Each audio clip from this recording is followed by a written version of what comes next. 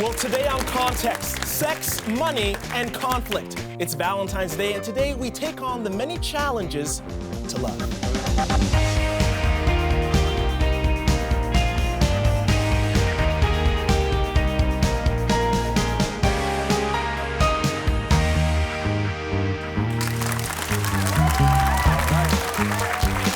Well, ladies and gentlemen, research shows there are common telltale reasons why relationships fail and marriages lead to divorce. Financial problems, communication problems, family problems, and lastly, problems with intimacy. Okay, well, let's just call it what it is, sex problems. Now, so you just went, Okay, well, now I want to turn to our studio audience. I want to get you all involved here. Each of you have 4 cards in your hand. One is marked family, another says money, one says sex, and one says communication. Now, on the count of 3, I want you to lift up high so all the cameras all around the world or Canada can see what you think is the leading cause of relationship breakdown. Everyone's got it? Here we go. I'll give you a second to look through. All that kind of stuff. All right, ready? You got it? 1, 2, 3. Hold it high. Hold it high. Let's see what we got. A lot of communication. Sex, 1 money back here, 1 money. Ladies and gentlemen, those who are holding the sign that reads money, you are correct. You are correct.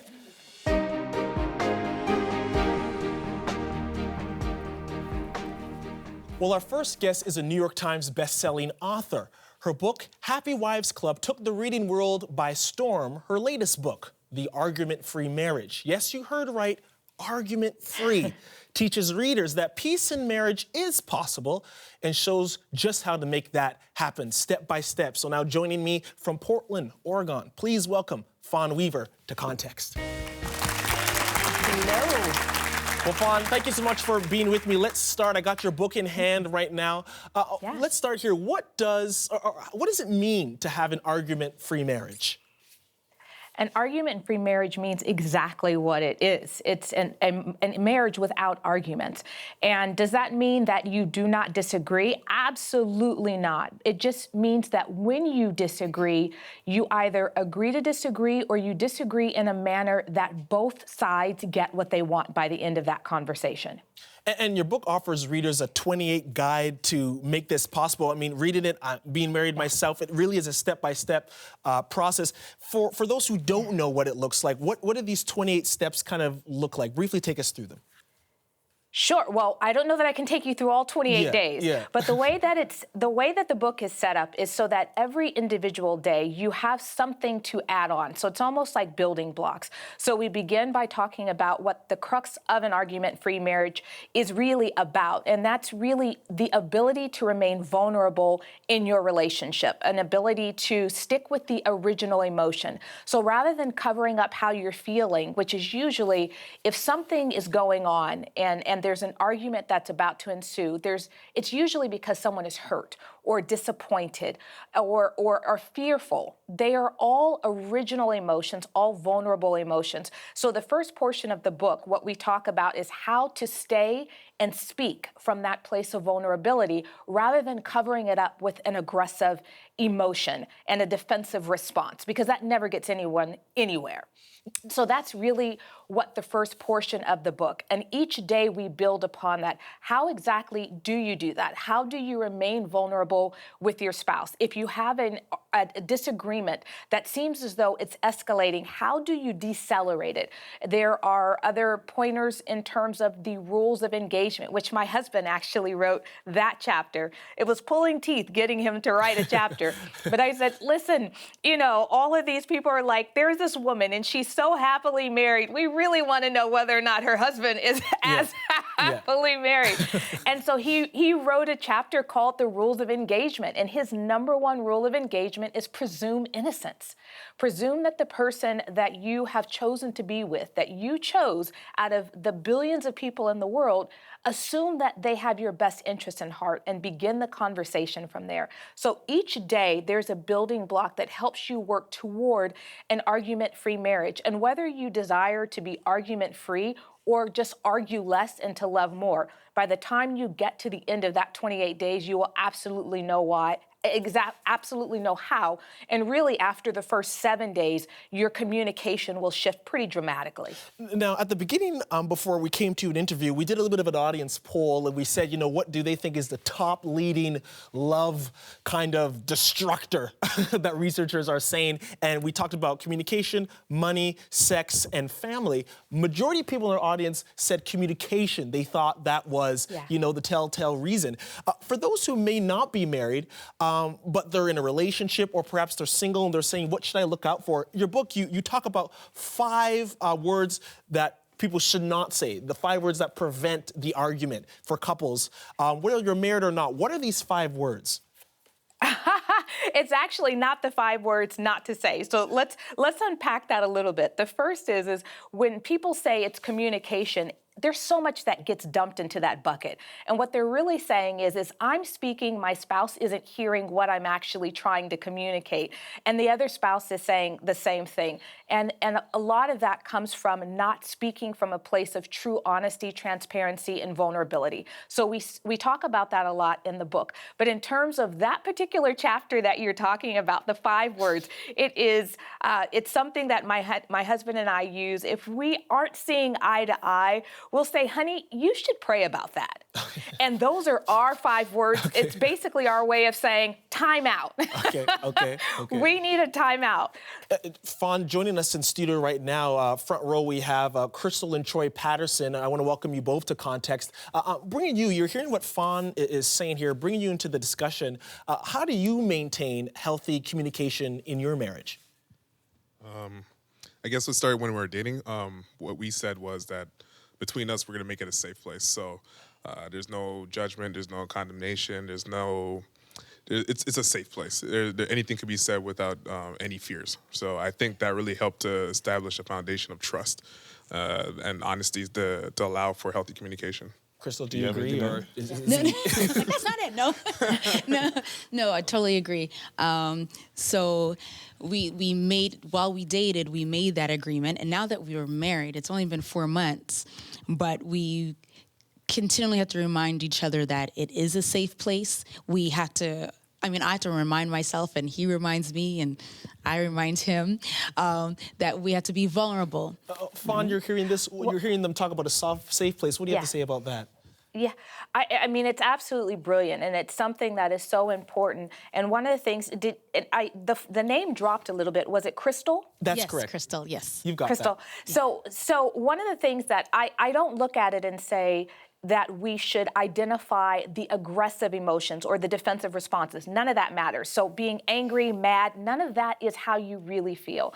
So when even when it's a time out, when you're praying about it, that question is what is the original emotion? Am I disappointed? Okay, if I'm disappointed, why am I disappointed?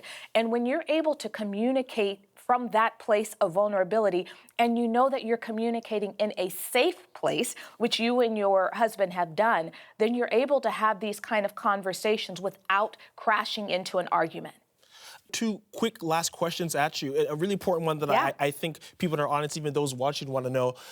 You say in your book there's a main reason for marital strife that exists. And I also believe that, you know, some of these things that promote strife exist whether you're married or in a relationship and it's an argument there, or if you're someone who's single and you're like, you know what, I see the role this way.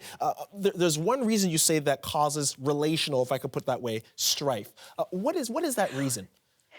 Yeah, well, there's a lot of reasons, but that particular portion of the book, the last 7 days of the book, I spend 100% talking about money.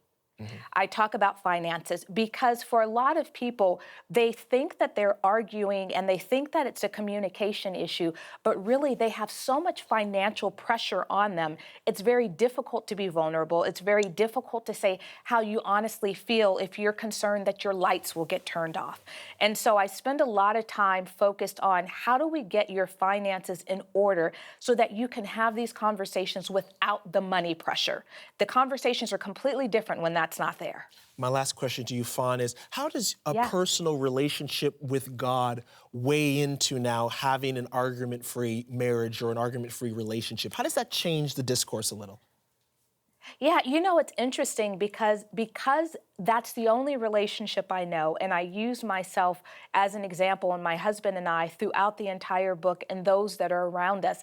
It's what I know, and I can only say that it makes all of the difference in the world, in our lives, and those that are around us, because rather than looking at something as being temporal or something that you just walk away very quickly, you look at it as a covenant to God, and you look at it as a relationship not just with your spouse, but also between you, your spouse, and a God. It's a commitment between the three of you. So the three of you will work it out together. Fawn, I really appreciate your words of wisdom, my friend. Thank you so much for joining us.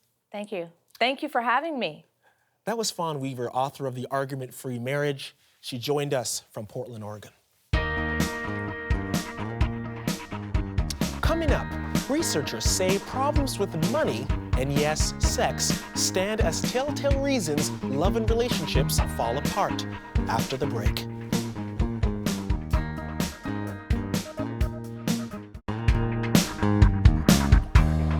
Well, on this Valentine's Day, we're tackling some of the top telltale reasons researchers say love in marriage, relationship, or not ultimately fails. Next on our list, money problems.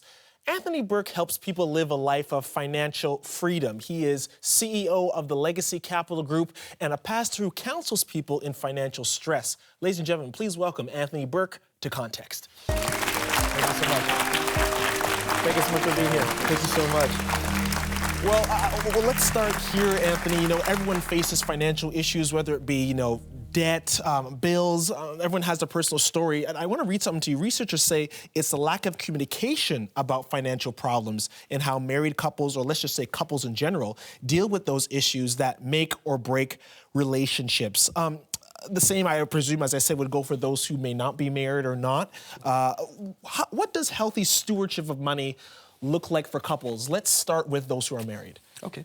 Well, first of all, thank you so much for having me. It's a pleasure to be here. Healthy stewardship, I think the first thing that individuals, families, husband and wives, couples that need to consider is they want to make sure that they are givers first. I think that that's the first place to start. And givers can look like many different things. I think tithing is important, but also looking at those that may be around them that are maybe less fortunate, but looking for a way. The Bible says that God so loved that he gave. So I think the first place to start is that you need to become a giver. That's a first portion, or the first place to start in your financial planning. The second thing is you need to start looking at investing. Not spending, but investing. One of the things I teach all the time is that you should never spend, always invest. Never spend, always invest. And that's in everything. People make the mistake in that they spend their time, they spend, even through relationships, they sort of spend their time many years in a relationship, but they never invest in the relationship. You need to invest, not spend. And now investment can look like many things as well. Invest also in yourself, first in yourself. You invest in your relationships. So investments is a very important piece of the puzzle. As we've been doing throughout the show, we've been doing our best to keep the discussion wide for those who I said who are married, unmarried, those who might be single. What does proper stewardship of money look like for those who may not be married? Is there any particular danger, perhaps one would be thinking, how if things don't work out down the road? How does stewardship look like finances through that way? Okay, well, one of the things I teach is that money really in and of itself really is an idea. It's a concept. Money is really a system of exchange. That's all it is. And so in any community, if you define money as being, in agrarian societies, for example, historically, money was cattle. So whatever you define money to be in that community, that's what money becomes. So stewardship now is management. And I teach people all the time is how you manage yourself is how you manage your money. And so if you're a person that's late, you show up to meetings and you're not on time, well, you'll probably find out that that's the same way you start managing your money, not with the measure of discipline that's required in manage those things that God has given to us to steward. So stewardship really is a principle first, and that stewardship follows all lines, whether it's money, whether it's yourself, whether it's your family, whether those things that God has given in terms of resources, we manage them the same way. So stewardship is a broad topic. Money is just one of those things that fall in line under its context. I want to bring and read something to you, an article by Psychology Today. It reported that money issues and disputes tap into some of our deepest psychological needs and fears, including and not limited to trust, safety, security, power, control, and survival. Reading this, I thought to myself, is this the real reason money is so important to us? Are they right in this? I think they're bang on. I think they're absolutely right. Money really, and this is what I was trying to say before, that money really is a byproduct. It's a symptom. It's a product of so many other things. For example, if you don't have the right attitude or the right understanding, money becomes something that impulsive, where you spend it just because of an emotion. So people may be in emotional distress, maybe spend money just to make themselves feel better. So it really is the byproduct of so many other things that are happening. I say to people when I sit down with them is that I can literally sit down, take a look at someone's budget, and if they're honest and they break out what they're spending their monies on, I can tell them exactly who they are based upon just simply looking at their finances and how they spend their money. So much is revealed by just taking a look at how people spend. So there's a lot that's happening in money that people don't understand that is behind the scenes. And that's why people sort of get this, they sort of put money in this bad space, but it's not money. It's really our lack of understanding. It's really our attitudes towards money. It's our inability to sort of, manage ourselves. It's all of those things that play into how money is really stewarded and managed. I'm running out of time, but I want to ensure that I can turn to our studio audience really quickly.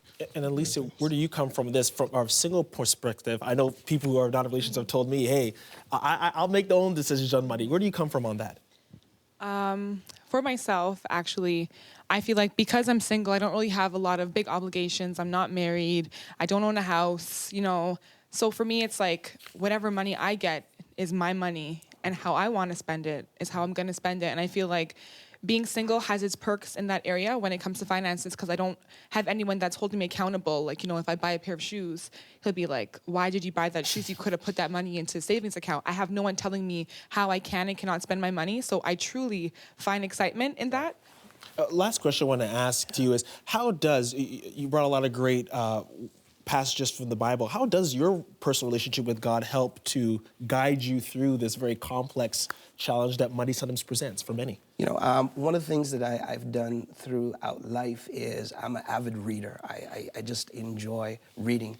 And I read, anything I can really get my hand on. I just absolutely love it. And the reason I say that is because I believe that every book that we read is really a mentor that we have an opportunity to sit with. We get to have an opportunity to hear the mind of that person come through the pages that we engage through reading. Now, the Bible for me is the greatest opportunity to sit down with God and hear the mind of God on all issues, whether it's marriage, whether it's money, whether it's faith, whether it's finances, whether it's sex, whatever it is, we understand the mind of God. So it's very important for me to have the opportunity to understand the mind of God in all matters. Anthony Burke, thank you so much for taking the time to share with us. That's Anthony Burke, CEO of Legacy Capital. Once again, thank you for your time, Thank you sir. so much. Thank you. Thank you.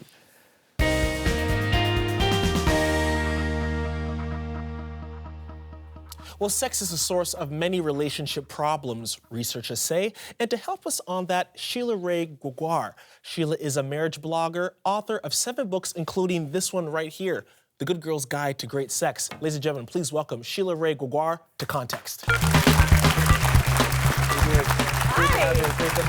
to have you.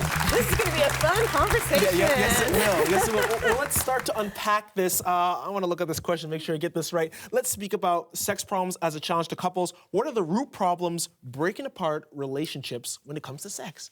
I just don't think we get how different we are. Okay. I really don't. Here's how I like to explain it. I think God made us so that men make love in order to feel loved. Okay. Whereas women need to feel loved in order to make love. Okay. Doesn't that sound Audience, like do you buy that?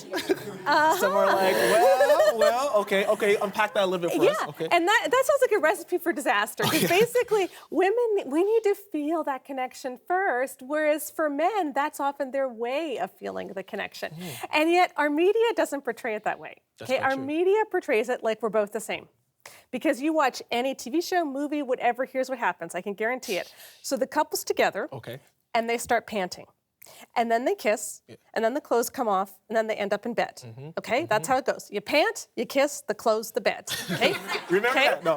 Pant, kiss, close, bed. And so there you are at home, us women, and we're waiting to pant. And nothing's happening. Because God didn't make us the same way that he made men. Yeah. I mean, for women, our sex drives are almost entirely here. Okay, for men, they're somewhere else. For women, almost entirely here, okay? And so there we are, and we think that we're supposed to just automatically be in the mood, but what we don't realize is that while men may be in the mood before they start, women really aren't. We women don't tend to get in the mood until you start. And so if we're just waiting for the mood to suddenly strike, we could be waiting a really long time. Well, you talk about God and how he made both male and female. So I got to ask you, we may draw from the story of Adam and Eve and how the two became one flesh, but I got to ask you, what is God's heart on sex, would you say? Well, in the Old Testament, if you read the King James Version, there's this really funny verse. Genesis 4, verse 1, in the King James, it says this: Adam knew his wife Eve, and they conceived a son. And when I was younger, like when I was 13, 14, I'd read that verse, and I would think, oh my goodness, God's embarrassed of using the real word, But actually, the Hebrew there for to know is the same word when David says, search me and know me, God. It's this really deep intimacy. And when God made sex, that's what he created. It's supposed to be emotional and spiritual and physical. Great in all three ways. And I think the problem is that our world has made it almost entirely physical. Yeah. And it becomes so shallow, and it seems like well, it's not even necessary then, because it's just silly. Now, I got to ask this question because, this is a faith-based program, but I don't want to assume that those watching across Canada all subscribe to the same belief that, let's just get right to it, that, sex until after marriage and all that kind of stuff. So I have to ask, for those who say, you know what, I desire a strong, healthy sex relationship, but I may not subscribe to that personal belief. How do you speak to that when it's observed through that lens? I think no matter what your beliefs are, I think all of us have this deep longing for sex to be something more, for sex to actually be this joining, not just of bodies, but of spirits. And the way that I phrase it is this: I think billions of people on this planet have had sex. Having sex is not that hard, but I don't know how many have really made love, because it's not the same thing. And the beautiful part of marriage is that you've got this commitment, and you know that that person's not going anywhere, and so you can be totally vulnerable, and that makes sex totally different than if it's just a one-night stand, or if it's just something you do with all kinds of people. It just gives it a different flavor. And I think that's why married Christian women tend to have better sex. Survey after survey has shown that, okay? Which is interesting. So, because, we're able to relax, and we know that we're cherished, and that's the key to a woman's sex drive. For someone who's listening to everything you're saying, briefly, what would you say, what does a healthy sexual relationship look like? A healthy sex relationship is where your spiritual and emotional intimacy feeds the physical. And if you are stressing the physical to such an extent that you're into like porn or a lot of these other weird things, you're actually going to wreck your sex drive and wreck sex in your marriage, because you're destroying the intimacy aspect of it, right? I want to ask you one last question here. You have some great materials here, books here. How does your personal relationship with God inform you on what healthy sexuality looks like? I think I would have given up if it weren't for God, because sex is just a lot of work, especially when you're newly married and you're getting used to it all. And for me, it was uncomfortable, and he wanted it all the time, and that made me just think like, you only love me for what I can do for you and not for who I am. And it just was tiring. And realizing that there's a bigger purpose here, and God made this to be great. And if he wants it to be great and it's not great for me, then maybe this is a research project I better embark on, because I don't want to miss out on something God made great. And so it's encouraged me to keep going, and now our marriage is wonderful. Sheila Ray. Is that too much information? No, that's good. That's good. Sheila, thank you so much for taking the time to be with us today. Let's appreciate her. Thank you so much. Thank you. After the break, I share some closing thoughts on healthy love in a complex world.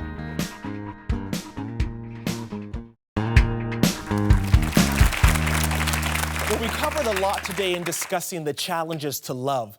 Now, through it all, I'm reminded of a passage from the good book that says, "There is no greater love than to lay down one's life for one's friends." Now, this verse was referring to the greatest display of love exhibited by a human being in history, that being the life sacrifice of Jesus Christ. Now, in no way is this passage suggesting we haven't shown true love until we've made such a daunting sacrifice, but perhaps what it is showing is that the first seed of true love is the idea of sacrifice, putting someone else before yourself. In our case today, putting aside personal pride and choosing to work to a common ground in an argument, or working to understand other views over your own when it comes to handling money, or working to show the best love you can to your other half in that relationship. The love we need more of in this complex world of challenges is a love that puts the other before ourselves. When we do this, we in turn take care of each other, whether married, in a relationship, or not. After all, a three-strand cord is not easily broken. Well, ladies and gentlemen, for all of us, I'm Sheldon Neil. Thank you for joining and thank you for watching.